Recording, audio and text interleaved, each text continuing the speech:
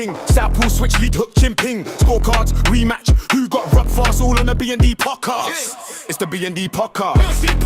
Big clash, rounds, belts, big gas, lock it. The B&D podcast. It's the B&D podcast. Big clash, rounds, belts, big gas, lock it. The B&D podcast.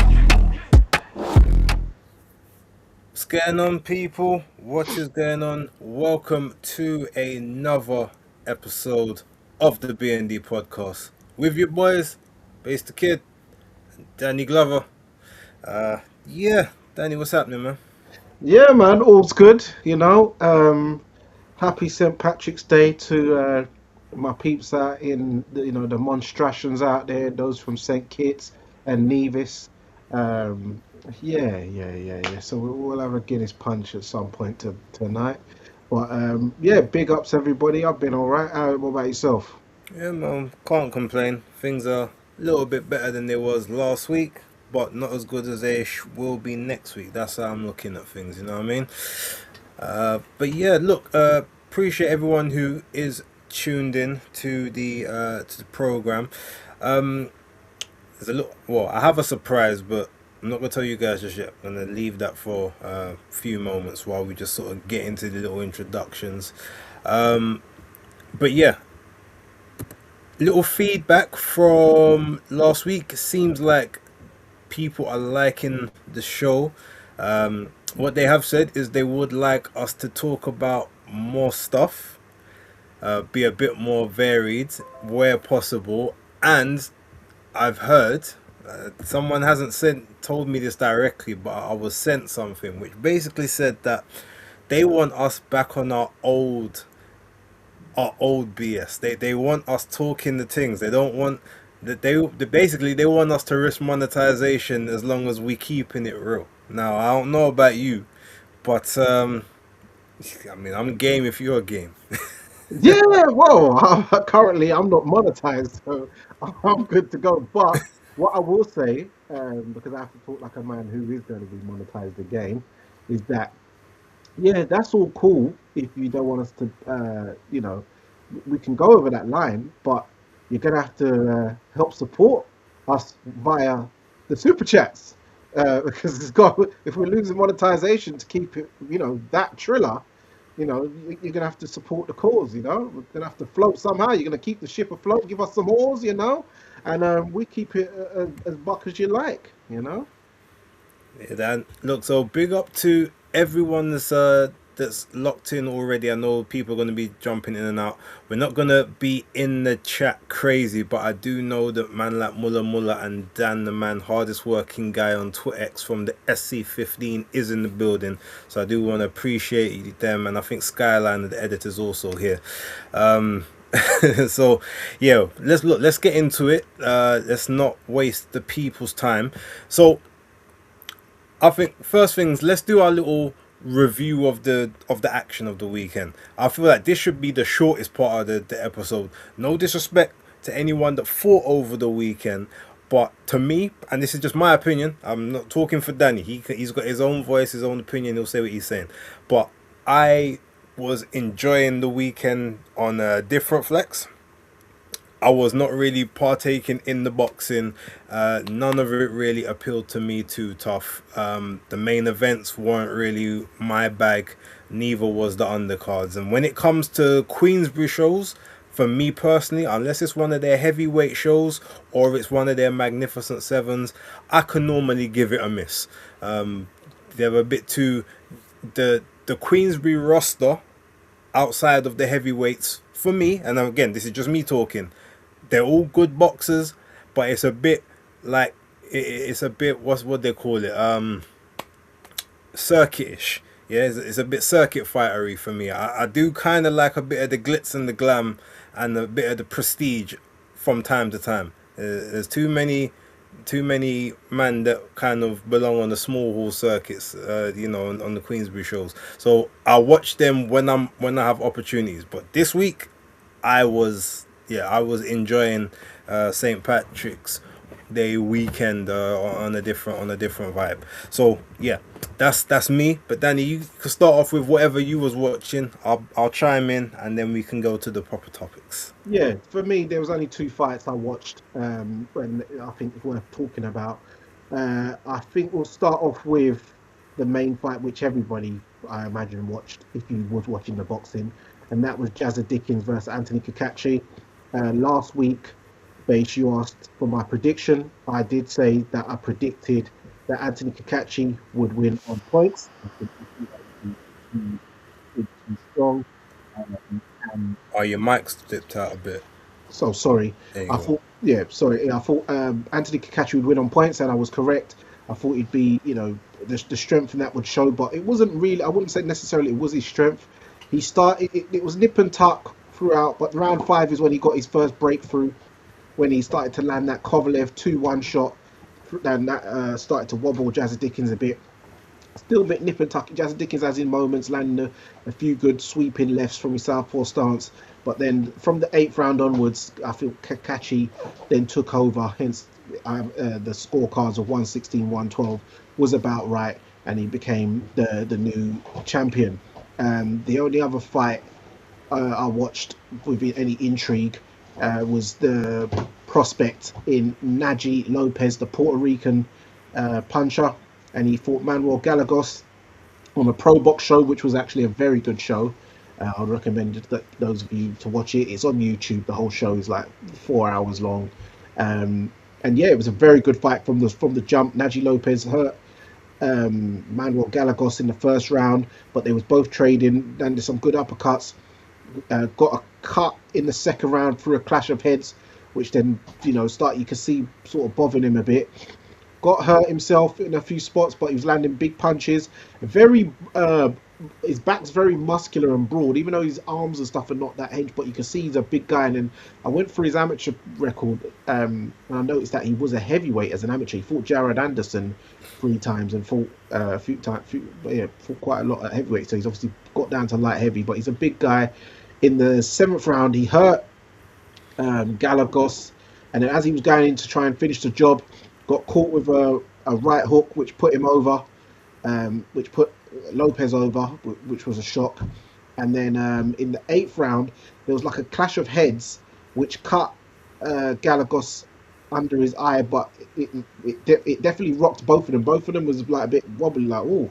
And then Naji Lopez just went for it, hit him with a barrage of shots viciously, just relentlessly, and then dropped him with the last shot, and that's when the ref waved it off. So it was an 8th round TKO, and his brother and his dad and that got in the ring, and it was going off. A Puerto Rico, oh, a Puerto Rico, oh. I saw the highlights of it. I did actually mean to watch the watch the card. I do quite like the Pro Box cards, and the fact that they are, they're free, you can kind of access them anywhere. But this weekend has been a bit of a struggle for me. It's anything outside of match or apps, because I had to stop my YouTube Premium because I needed the dates to align to like my new set of payment dates, because my stuff always be coming out or trying to come out like 3 or 4 days before payday, and I don't like that. I like knowing what's coming out at the start of the month, and then everything else is for me, just so I know how everything, what I can save, what I can't, all that sort of stuff. Anyway, yeah, so being back on regular YouTube for the last 4 or 5 days has been torturous. I don't know how you people do it personally. So I've just reinstalled it, luckily.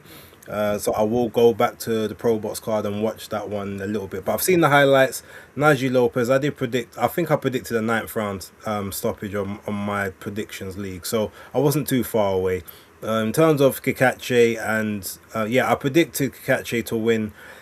I think on my predictions league, I predicted on points. And I think in my video, I chose to go knockout because Jazza Dickens has lost 4 of his 5 defeats via knockout. And I know that Kakachi's kind of got that power. But when you kind of look at Kakachi now, that fight to me gave me the opinion that he is starting to become very tight at the weight. He didn't look like his energy reserves were there where they needed to be. Now that might be the situation because he's in Ireland. It hasn't really fought at home for the longest time. Or it could just be that he's not being able to replenish the body the same as previous. So even though he's massive at the weight, he could be starting to become a little bit tight. The punches didn't look like they had the same kind of snap on them, and it didn't look like he had the necessary work rate and energy to really step to Jazza Dickens. And I think Jazza took that. Basically, he took that from him, and he was able to use that as his opportunity to basically sort of get himself in the fight. But ultimately, yeah, it was a competent performance from both. Spirited effort. I feel it was. Again, I watched it. I didn't watch the whole thing. I wasn't scoring it. I felt it was maybe a little bit closer than the 116, 112. I think the 115, 113 and the 116, 113 scorecards, I felt they was okay. I could accept those. But yeah, it was, look, the right person won. 2-time champion. Is he finally going to try and take that Oshaki Foster test, or is he going to look for another 126 pounder to bring up through the weight classes? I guess we got to wait and see. We got to find out. But yeah, it was a fun little fight. I saw a little highlights of Pierce O'Leary and Maxi Hughes. That was okay. What was it? Adam Olaniyan as well. I didn't really see much of it apart from the rabbit punches. I need to go back and study that again. And then there was the Golden Boy card. Now, I don't know if you see any of that. I've only saw the highlights. The only fight I watched was the Gabriela Fundora fight against what was it? Was it Ruiz? Fabiana Ruiz or something like that. Another knockout victory for Gabriela. In fact, just so I can be correct and give the woman her credit, because you know me, sometimes the names just escape me when I'm Gabriela Fundora. Just double check. Yeah, because I saw the finish on Instagram, so I've literally only seen that. Well, I saw a thing where she dropped her first, and then I saw the finishing touch up to then bomb. Viviana Ruiz, yeah, not Fabiana, Viviana. That's right. Yeah. So, look, it's another Gabriela Fundora highlight reel knockout for the women, or sort of knockout performance, stoppage, all that good stuff. And I don't know if you've watched my weekend wrap, which I only put up a couple hours ago, but if you haven't, even better, because we can talk about it now. So Gabriela is on currently a 4-fight knockout streak. Prior to that, she had a unanimous decision, then she had 2 further knockouts, then 4 unanimous decisions, 2 knockouts, a unanimous decision, no contests, and then 2 knockouts and 2 unanimous decisions at the start of the career. So basically, 18-0, 10 KOs, yeah? So she's a puncher, we know that. My biggest issue with Gabriela, and shout out to D Styles, if you're watching, big ups to you, because I know that you do watch the channels from time to time. We was talking on X yesterday or the day before, I think it might be Sunday, and he basically said that he thinks Gabriela Fundora is number 1 pound for pound woman right now. And I said to him, I can't agree with that, purely because at the moment she's basically fighting with advantages over everyone that she gets in the ring with.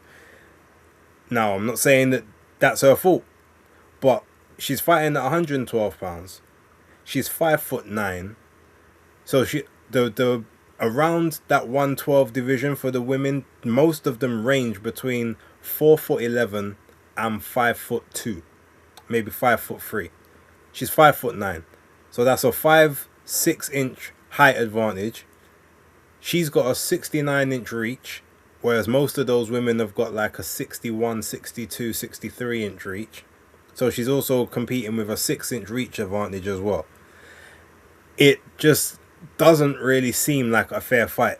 And don't get me wrong, she can make the weight, so I'm not saying that it's that it's wrong, but when you kind of get to the level that she's at and you've accomplished what she's accomplished, and I understand the reason why she wants to stay at the weight class. She said that she wants to be for one more fight because she wants to collect the rings.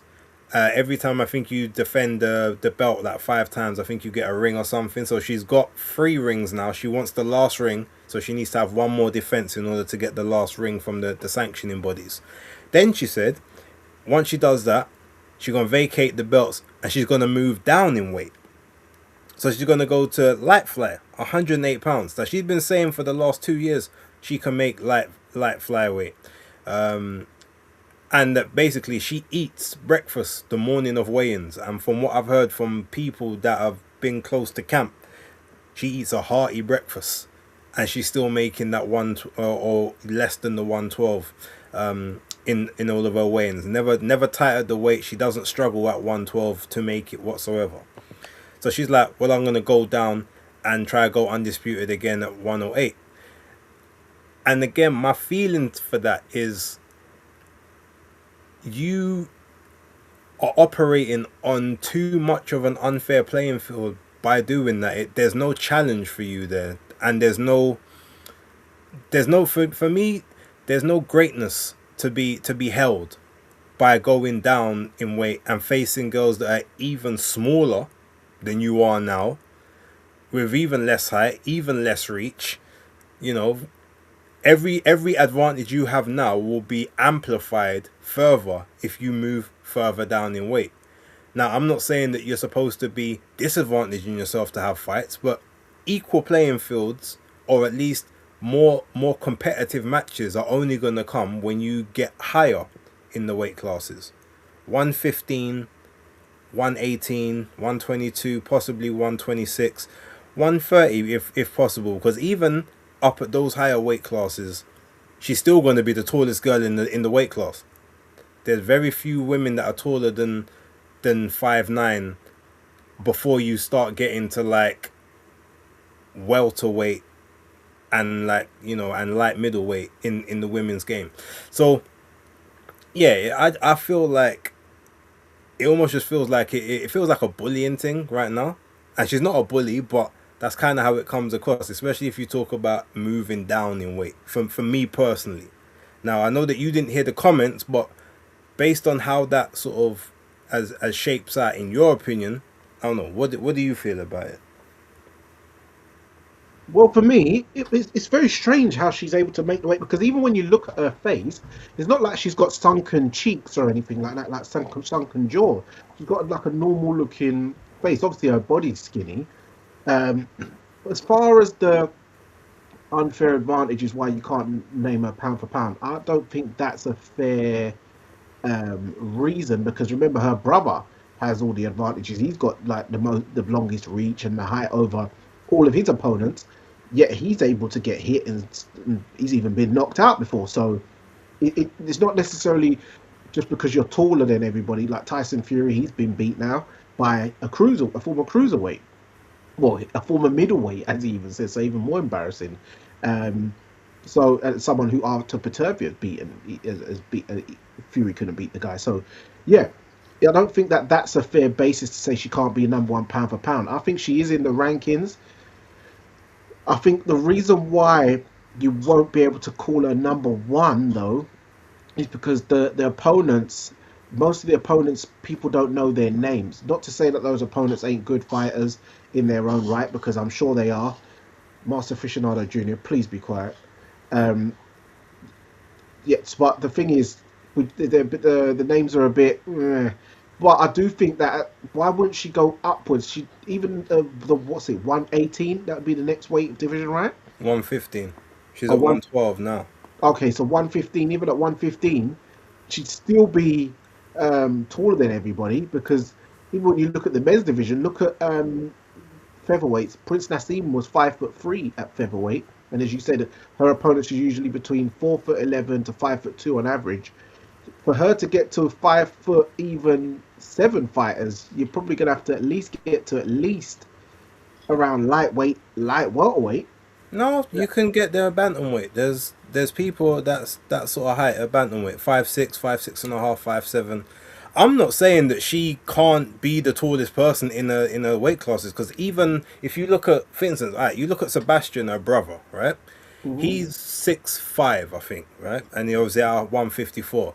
But there's a lot of the 154s are like 6 foot, 6'1". There's a couple that are like 6'2". Then there's like 5'11s. So yeah, there is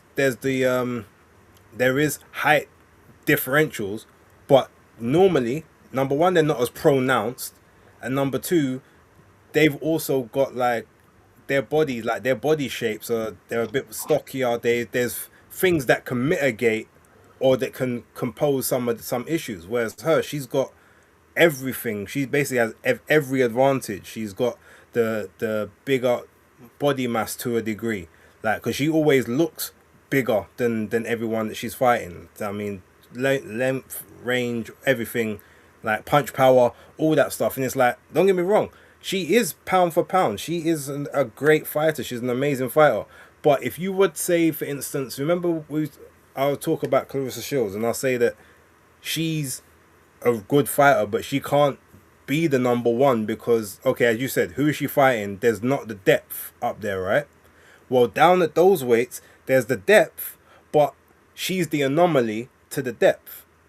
So you can't, it's hard to compare yourself to them. You have to compare yourself to like your age mates or your peers, so to speak. And her peers are not at 112. Her peers are at 118, 115, 118, 122. That's realist. That's really where she should be. Yeah, but then even when you think, what's it, bantamweight, Ellie Scotty's there, she'd still have a massive height advantage over, say, Ellie. But Ellie would Only have 3 inches. oh, is Ellie's it? 5'6". Okay, and Ellie's got the more sort of, bigger build as well, I would say. Yeah. So yeah, That's what I'm saying. Like, I get it. I'm not saying, oh, you need to fight people that are 5'9", 5'10". I'm not saying that. I'm just saying, like, fight people that are really the same size as you, if we're being honest. Because when you rehydrate, I'm pretty sure you're rehydrating to about 125, maybe 126. As a guess, you might even be a bit higher, might be a little bit lower, right? But you obviously you make the weight easy. It's not a problem. I'm pretty sure these women are only rehydrating to like 117, or you know what I mean. So yeah, you got all the height reach and you got the size after that. It's like it just feels like a little bit. That's why I said to D Star, look, I can't give her the I champion her as a fighter, but I can't give her my full support to say that she should be number one or number two in that rankings, or even number three. Like, I need you to do more, but I need you to do it in weight classes where it's, not every fight is a foregone conclusion. That's sort of the way I look at it. so where would you place her currently in the pound for pound rankings? Somewhere between 5 and 7 off the top of my head. Okay. She's up there. She deserves to be on the list, and would be quite high on the list for me. But I don't know if I could have her in the top four just yet, based off of, even though the resume, obviously there are good names on it. There's names that I know that if you know women's boxing, you know the names. But it's just that like I said, there's a bit more you need to do. I'm not saying you have to go through all the weights, because you can be a one division person and dominate a division, but normally you're in that division with people that are, have similar frames to you. There's similar skill sets. You just might be a bit better. It's like, imagine, for instance, someone like Terence Crawford, for instance, right? He's like what, 5'8", 5'9", something along those lines. Imagine if he was able to now squeeze down consistently to light flyweight, and he was just down at not light flyweight, sorry, super flyweight, 115, or bantamweight, and he was just basically knocking people out for fun down there. The guys that are like 5'3", 5'4", and he's like 5'8", with a 76-inch reach or whatever it is.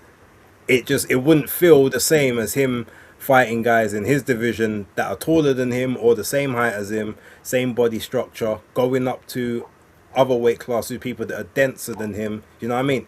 That's where you get the pound for pound, because you're showing that on a if you know the ethereal, I can beat someone that is bigger than me. And so if I was at the same height, if I was at the same size as them, then I would beat them as well. That's really what the pound for pound thing is about. So when you are the biggest person, unfortunately, you kind of you fall down the rankings a little bit, because you have all the advantages that the pound for pound is trying to establish what would happen if. It's the same way why they don't put heavyweights on pound for pound most of the time, because you are the top of the food chain. Well, yeah, but there has been some heavyweights. But where is the Normally, though, benchmark higher? any heavyweights they've had have been people that have moved up to heavyweight, not people that have started there. Normally, Yeah, in most cases. But one time, Mike Tyson was the pound for pound number one. But that's probably the only time that I can remember in my lifetime. But yeah, usually, yeah, the heavier you are, or for instance, as you said, someone who's like Tyson Fury or Gabriel Fundora, the benchmark's going to be higher for them to get the plaudits, because they've got the natural physical advantages over people. Yeah, I'm not sure why she would go down though. That's a bit strange. I'd like to see an interview. that's where I feel like that's what I'm saying. That's where it feels like it goes into bullying Yeah, territory. yeah, weight bully territory. All right. So with that, we'll move off of that one quickly. Arnold Barboza and Kenneth Sims Jr. Barboza's back in winning ways. He's moved up to 147. He brought Kenneth Sims Jr. up to 147 with him, which I thought Kenneth was already up there, but no, he's moving back down to 140 after that. Not really much to say about that. It wasn't a great card. Alexis Rocha came back from he came back from 15-month layoff to get a unanimous points victory over Jojo Diaz, but Diaz ran him quite hard in the fight.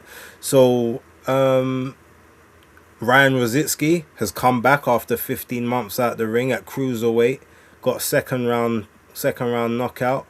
So his record is now 20 wins, 1 loss, 1 draw, 19 KOs, or is it 21 1-1 with 20 KOs? One or the other. Number 1 in the WBC, so he wants that Michaelian fight, which he was supposed to get not last year, back in 2024, until he got injured. He got the shoulder injury. So, but I wouldn't be surprised if he decides to make a beeline for Zuffa, and decides he wants to try to go for that Zuffa cruiserweight title, seeing as the WBC have had him in limbo for God knows how long. Yeah, that's a little bit of a roundup of the weekend's action. Unless you want to talk about any of that stuff, we can move on to the rest of the topics. No, I didn't watch any of the other cards. So those two fights I've spoken about, the only two I watched. Okay. Right. Let's talk about, since we're going through other stuff that sort of happened over the weekend. I guess the next biggest topic is Top Rank potentially signing a 10 to 12 fight deal with DAZN. I've heard they've also got a agreement in place back with ESPN as well. Okay. Yeah, I heard there was an 8 to 10, it was a multi-year deal where they're able to get between 8 to 10 fights per annum with a $1.25 million budget per show. So it's good to see, in my opinion, that Bob Arum, at 94 years old, has still got some fighting spirit left in him.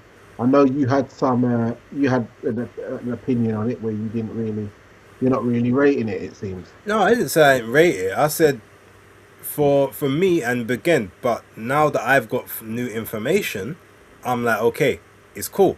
But because you said 8 to 10, I thought it was 10 to 12. So 8 to 10 to me was even worse, because you're a big well-established outfit with like at least 100 fighters on the roster, and you've only got 8 shows on the platform. Whereas, your big Top Rank last year, you did almost 32 shows on ESPN, and the year before, like they normally do between 24 to 34 to 32 shows a year, sometimes a little bit more. So to go from that to 8 to 10 would suggest that people are looking at you as a little bit of a, you know, a side mission more than a main project. But as I said, when I've heard that they've also have the they've also supposedly now got another loose agreement with ESPN to do another 8 to 10 shows a year over there. So they're not doing the exclusive agreement thing. They're just kind of putting certain shows where they see fit. That kind of takes you to, you know, sort of 20 shows, or, you know, sort of 20 to 24 shows a year. And not only that, all of their biggest drain on resources in terms of like the people that, you know, they had to really kick out big money to, Shakur Stevenson, Teofimo Lopez, Terence Crawford, like these men ain't there no more. So those ones who were guaranteeing £3 million minimums to per fight and having to sort of balance the books that way, now that they're not there, everyone else will probably be on considerably less. 150, 250, 300, you might get a like 1.1 in there for somebody like maybe of a slightly higher ilk. They also get the Eye of the Tiger promotions cards that they do with the Canadian outfit as well, the Group of One Michelle cards. So they've still got their little network that they can kind of pull in to sort of supplement the cards. They've, like I said, they got rid of the biggest drains on resources, so, you know, they can streamline the content and they can make the more even matchups. They may not be able to make any sort of A level and blockbuster matchups, but they'll still be like, you know, good enough. So on the basis of that, from what I've heard, I've got no issue with with that for them, and I think it's a good play.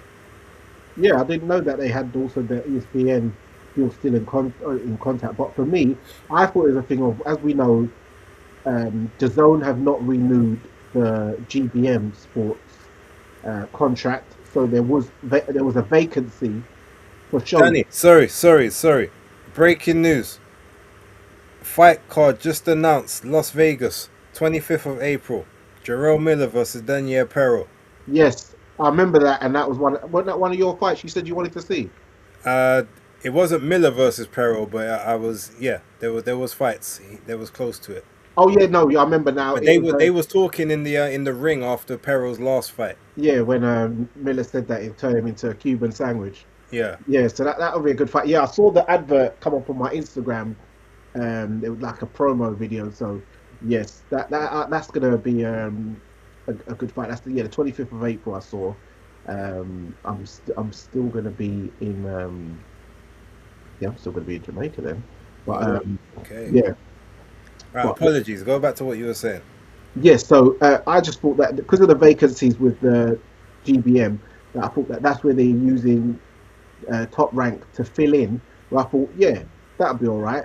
And the thing is, with the multi-year deal, as we know, with Dana White, he said that he was initially meant to do a certain amount of cards on Zuffa.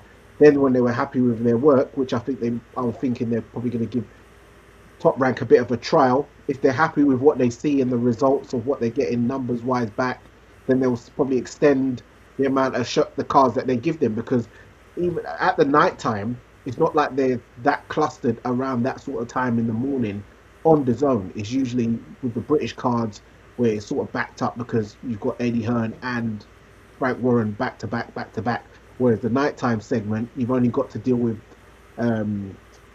Golden Boy, which they're sort of, on very thin ice, and they don't do that many shows. So I think that even with this current deal, I think that might be a way of them sort of filtering over just gradually, which is a good look, because Bob Arum is a good promoter. He puts on some very good shows. We've had him voted as #1 promoter of the year and stuff like that not too long ago. So I'm looking forward to it. Okay. Cool. Right, so with that, there seems to be a bit of look, it's the beef that is simmering. It's on the grill, like it had the low heat. It looks like, it's starting to braise it, flip it over a little bit, like turn up the heat a little bit.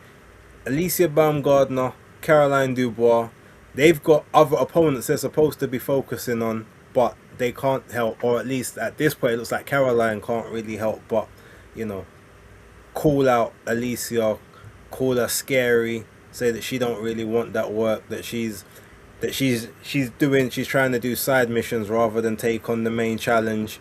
You've got Alicia saying that Caroline ain't done nothing in the game to even think that she can call her name. I'm looking at the biggest and the best names. Like, you've still got a whole bunch of work in your own division you need to be worrying about before you mention me. I'm the poster child. I'm the new face of women's boxing.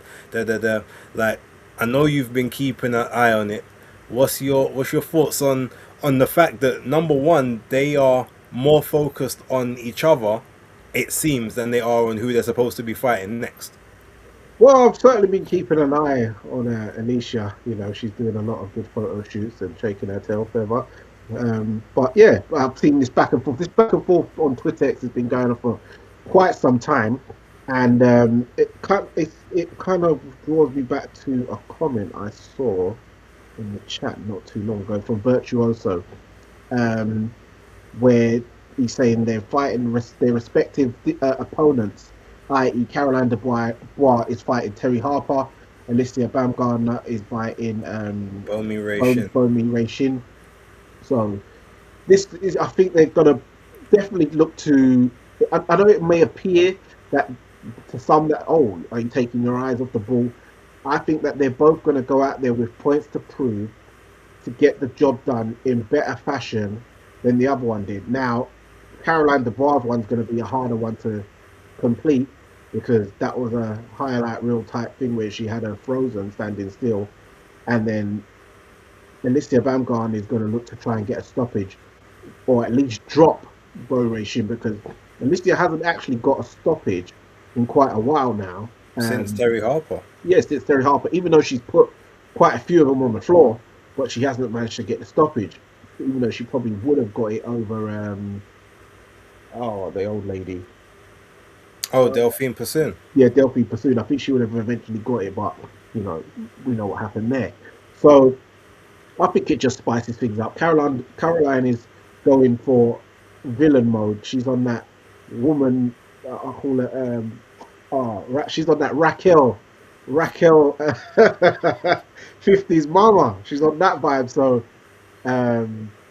yeah, I think, and I think Alicia Baumgartner, she's found a good dark partner. Well, she had one before with Michaela Mayer, but this one will be even more interesting. So when it does finally come about, so you know, old lioness versus young lioness. But well, I don't know if she'd like you calling her old. She's only 31.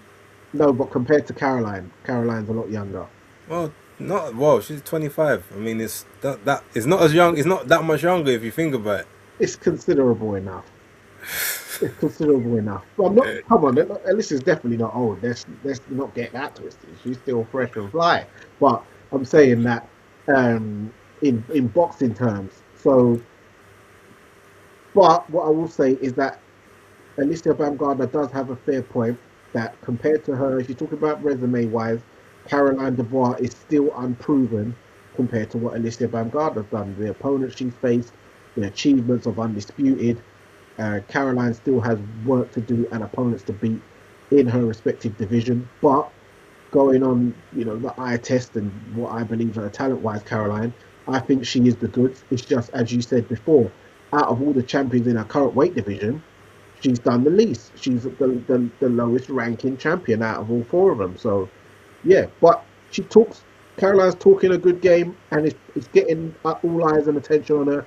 It's great for MVP. Jake Paul is probably loving this, rubbing his hands, thinking, yes, girls, this is what I'm telling you to do. You got to show out. You got to get these eyes on your fights. You know, we need them numbers. Come on. So, well done to both of them, and I'm looking forward to both of their respective fights and seeing how they both get on. But I do not think they're taking their eye off the ball at all. If anyone is, well, I don't think she's taking her eye off the ball, but Caroline is very dismissive of Terry Harper. Like, she only needs to train once a day. But I don't think that's anything to do with Alicia. I think that's just, she just don't rate Terry at all. So, yeah. Jeez. Okay, well, funny enough, you was mentioning Alicia and Michaela Mayer. Well, we might get that rematch in the future, as Michaela Mayer is now signed to MVPW. the women's brand. Her top rank deal ran out, I think, at the start of the year, or in December. She was a free agent, and they presented the best options to her. They've got more than enough people in and around her weight classes: 140, 147, 154. And she said that if need be, I think she said that she could still probably make 135 for the right fights. But I'm sure that if they could agree, and she's always said she wanted that rematch with Alicia. She's never really had the chance to run back any of her losses yet. I'm sure that they could maybe fix that one at like a light 140 or 138 or something like that, maybe a catch weight. As I know, Alicia has competed. I think she competed at 136, 137 in the past. So yeah, and yeah, it's time for her to kind of move up from 130. There's no more challenges at that weight class for her. It's time to move up to 135 and take on the next batch or go for the next best the best flavors. So yeah, congrats to Michaela Mayer. And hopefully she can, like I said, she can get the rest of the big fights that she wants and keep cementing her legacy, which is starting to, it's starting to look better and better as the days go by. She looked a bit protected, like in the earlier top rank days. I won't lie, but when she had to start going out on the road and getting out the mud, as they like to say in America, like I started to rate the resume a bit more, and it was starting to look a bit more a bit more fleshed out, in my opinion. I don't know sort of what your thoughts would be. Yeah, no, her resume is good. She's a good fighter. And talking about Michaela Mayer, I did see her in some sort of dialogue with Clarissa Shields, where she even said she'll go up to 160 to fight her, and because Clarissa said she'll come down, she'll do it.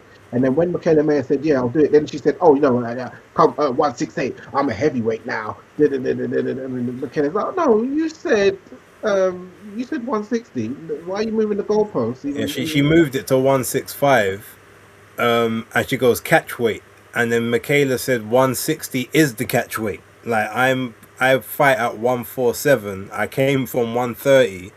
Like, the highest I can go is 160. I'm not that big of a girl, is what she's basically saying. Yeah. And look, obviously that is just a case of Clarissa having to scramble for opponents, but Clarissa doesn't want to do the work necessary to get down to weights where she can have some competitive matchups. Because let's be honest, at 175 at heavyweight for her, even realistically probably 168, there's only maybe one person, and that's Shadesha Green. You might give in the Savannah Marshall. You might be able to do to get the rematch in for that, because I guess they're 1-on-1. You might get to do the tiebreaker, the rubber match as they call it. But outside of those two, she's already done the Franchon Cruz thing. She just did that. That was her very first fight as well. Can't rerun that. So in those weight classes, she was talking about fighting Danielle Perkins again, because she dropped her right in the last round, but didn't get the stoppage. You're like, okay, so I can get the stoppage next time. Like, it's just all of these fights is like they're just beneath her. They're beneath her talent, and they're beneath her ranking. Because you can't. Again, I've always come back to this whole. It's a similar to me with the thing about Gabriela Fondura, but at least like there is actually a big depth of people there. It's just that because her advantages are so vast over them, it's just a bit unfair. Whereas Clarissa, that she's fighting people that some of them, who was it? I think it was Danielle Perkins. Remember, Perkins is 42, and she was like 5-0, so she'd had 5 fights. She had only just started boxing, near enough. Probably like 40. Yeah. And that's who you won your undisputed crown against. It's just when you hear these kind of things, that's why when people try and tell me, or when she talks about all the belts that she's won, I'm like, your belts mean nothing, because who did you get them from? The majority of the belts, no one was holding them in the first place. They were either inaugural or they were just thrown into the fights because you were in the weight class, to try and give them a bit of notoriety, but there was no one holding the belts. You didn't have to run through a gauntlet for them. The best undisputed she done was at 154. I'm 168 as well to a degree, but 154 there was actually like proper champions down there. And there were still vacant belts to take at 154. There's always been vacant belts in all of them, but at least in those weight classes where you start to get a bit more depth of talent. So she's gonna have to work extra hard.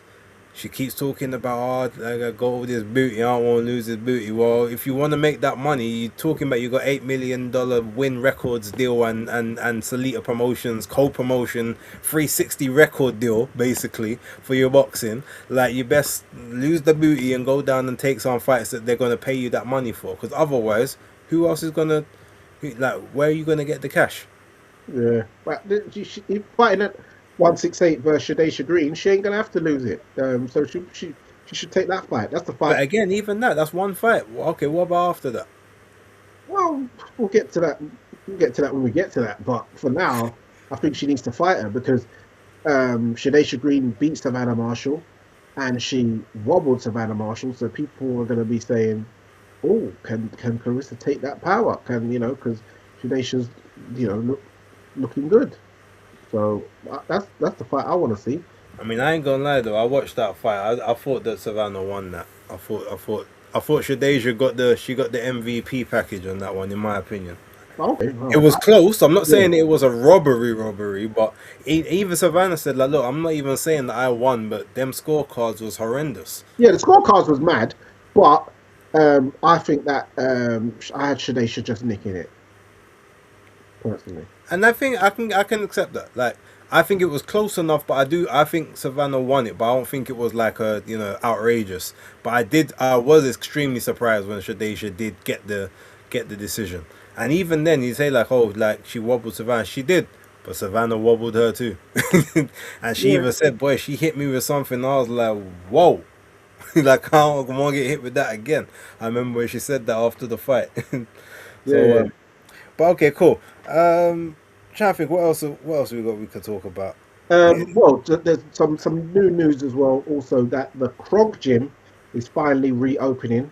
It closed in 2007 originally, and then this is after it was opened in 1971 or 72 by Emmanuel Stewart, as we all know, and it's now being reopened. It's got a new location in Detroit, and Jonathan Banks is going to be the new head coach of the Kronk Gym, which has turned out over 30 something world champions in its time. And yeah, man, that's good news to hear. Nice. So, I mean, have they talked about any fighters going over there yet, or no? No, not yet, because it's just opening. So we'll see. But I'm sure that it will attract fighters, especially those from the D in the Midwest. So yeah, man, looking forward to it. Okay. Also going back to when we was talking about quickly, the Naji Lopez. I saw Boxing Scene put a poster of Naji Lopez and Anthony Yarde, and people in the comment section are saying that they want to see that fight next. So, do you feel that Naji Lopez is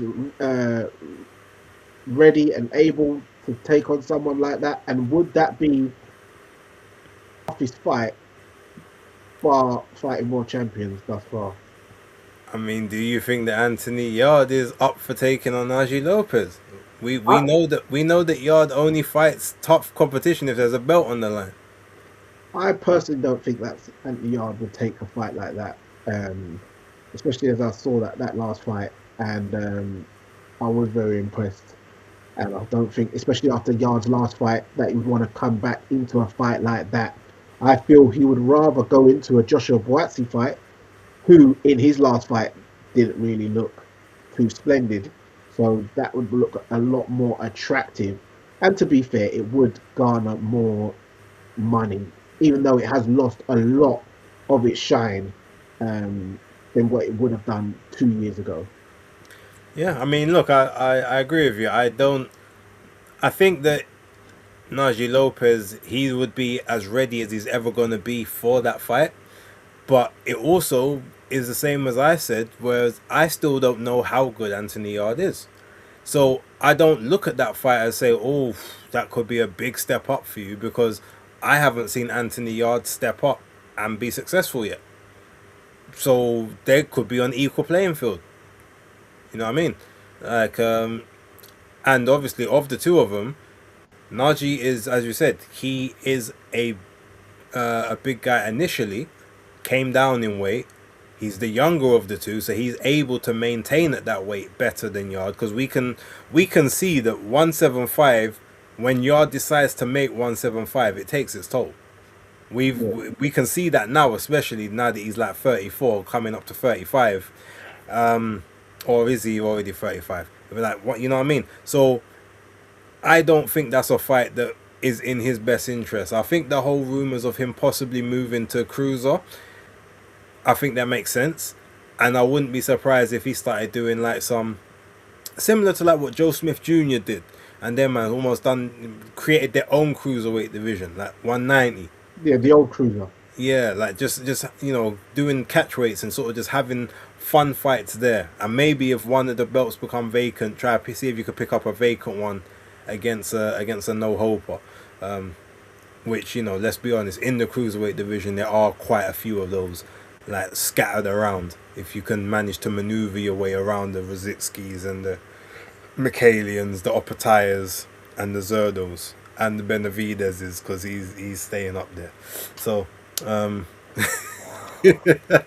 let's see what he weighs in at, because for me, looking at him and he's going to be at that full 200-pound limit, Danny. No, but look at the size of them. Like, Zerdo's massive compared to him. I'm like, rah. I know he's a big dude, but they were both 168.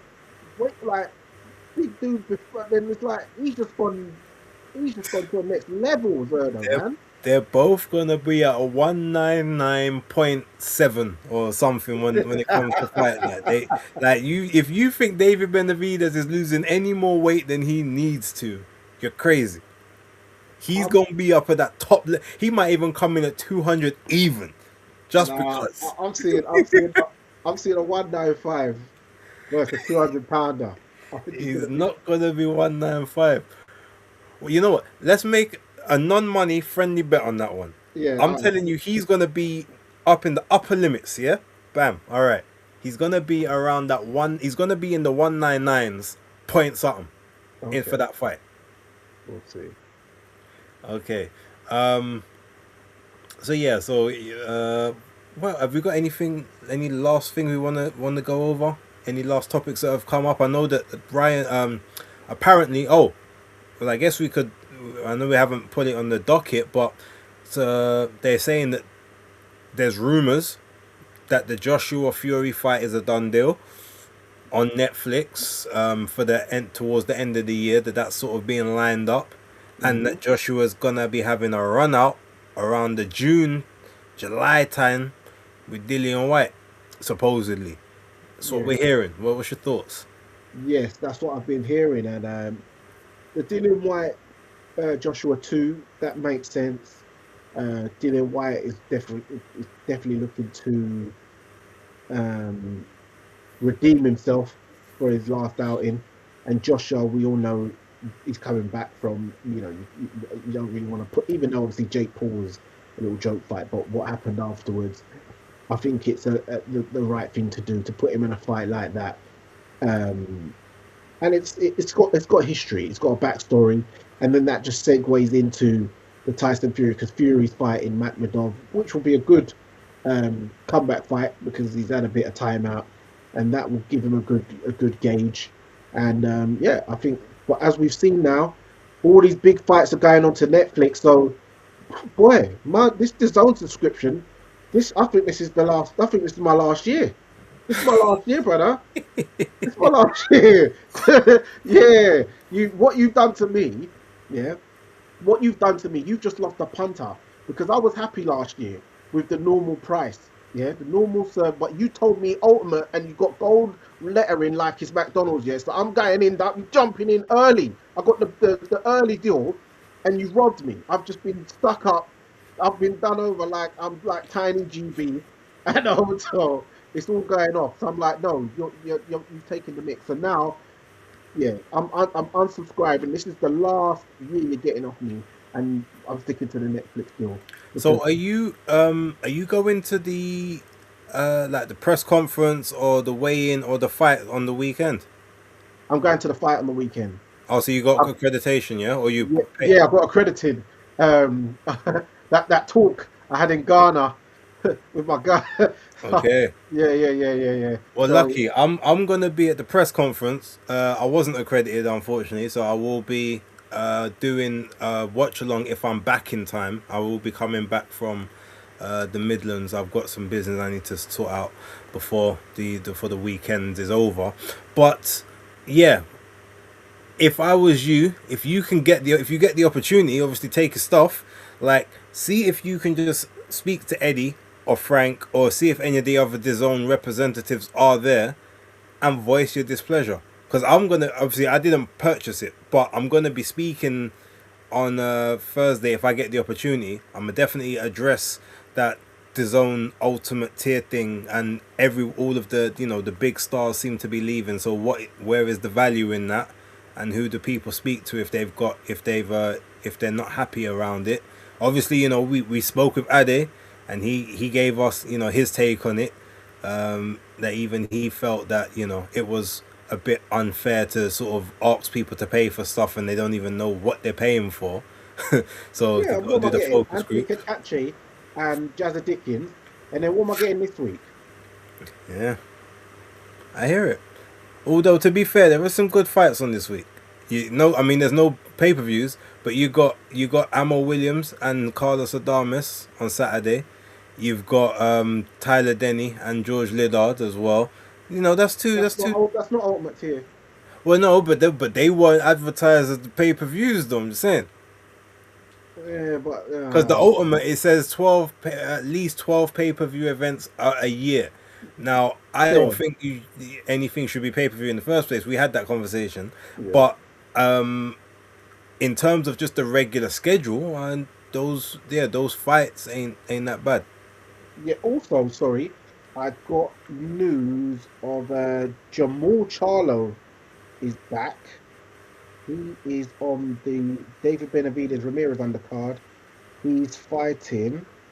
He's going to fight the WBA super middleweight champion Armando Resendiz. Oh, okay. Yeah. Armando Resendiz, yeah, that's a good one.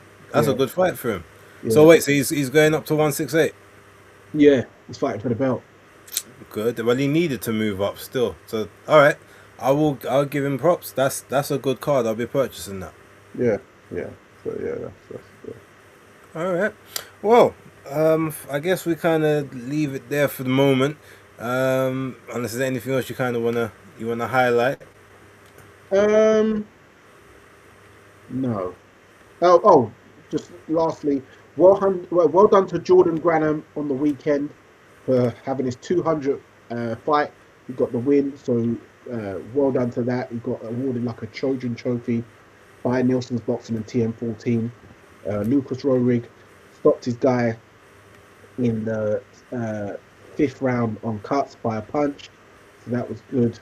Yeah, man, just big ups to everybody locking in and tuning in, and much appreciated each and every time. Okay, good stuff. Well, look, yeah, ladies and gentlemen, we will be concluding it there. Enjoy the rest of the day, enjoy the rest of the week. More content coming on both the channels. Make sure you are subscribed to Fight Fan TV Network, as that is the new channel, not Fight Fan TV Live. We're on to new and better things over there. Base the Kid, the Hardcore Casual. It's always a pleasure. Next week we will have another guest host on. I'm not gonna tell you guys who it is yet, but I think you'll like it, especially if you are from the States. That's what I will say on that one, and we're gonna have several more over the coming month or so. So yeah, appreciate you all, and we will catch you in the next one. Until then, peace. Chat stats, pop jabs, reach, who's king? Southpaw, switch, lead, hook, chin, ping. Scorecards, rematch, who got rubbed fast, all on the B&D Podcast. It's the B&D Podcast. Big clash, rounds, belts, big gas, lock it. The B&D Podcast. It's the B&D Podcast. Big clash. lock in. The B&D Podcast.